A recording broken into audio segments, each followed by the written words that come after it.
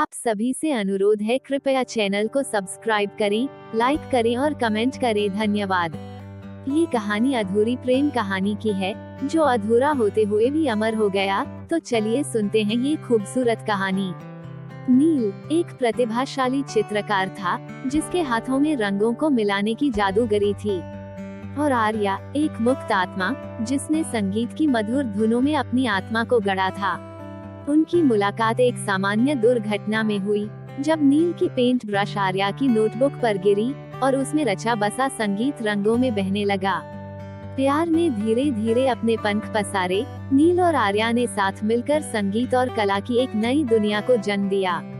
लेकिन कहानी में तब मोड़ आया, जब आर्या को पता चला कि उसे विदेश में एक संगीत कार्यशाला के लिए चुना गया है। नील, जो अपने चित्रों में आर्या को ही चित्रित करता था, उसके लिए यह एक बड़ा धक्का था। वह जानता था कि आर्या का जाना उनके प्रेम की परीक्षा होगी। कई महीने बीत गए और आर्या ने विदेश में संगीत की अपनी शिक्षा को गहराई से अपनाया। वहीं नील उदासी और अकेलापन महसूस करते हुए अपने चित्रों में वही प्रेम प्रकट करने की कोशिश कर रहा था, जो आर्या के सानिध्य में उसे महसूस होता था। आर्या ने अपनी संगीत यात्रा को पूरा किया और वापस आ गई। नील और आर्या का पुनर्मिलन हुआ, लेकिन कुछ बदल गया था। सांस्कृतिक मतभेद, आर्या के संगीत में बदलाव और नील के चित्रों में आई उदासी ने उनके प्यार को प्रभावित किया।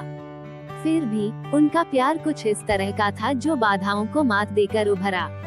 एक दिन नील ने आर्या के सामने वह चित्र प्रस्तुत किया, जिसे उसने उसकी अनुपस्थिति में बनाया था। उसमें अपने लिए नील की गहरी उदासी और प्यार को महसूस किया।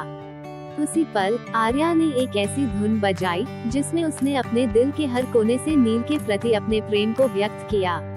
संगीत और चित्रकला के माध्यम से उन्होंने एक संवाद स्थापित किया, जहां शब्दों की जरूरत नहीं पड़ी। कहानी समाप्त होती है, लेकिन उनका प्यार एक नया आयाम पा चुका था। एक ऐसा प्यार जो उनकी रचना, उनके संगीत और उनके चित्रों में अमर हो गया था। प्यार की अधूरी दास्तान एक अमर प्रेम कहानी केवल एक कहानी नहीं, एक एहसास है, जो प्रेमियों को प्रेरित करता है कि सच्चा प्यार कभी अधूरा नहीं होता, चाहे परिस्थितियां कैसी भी हो।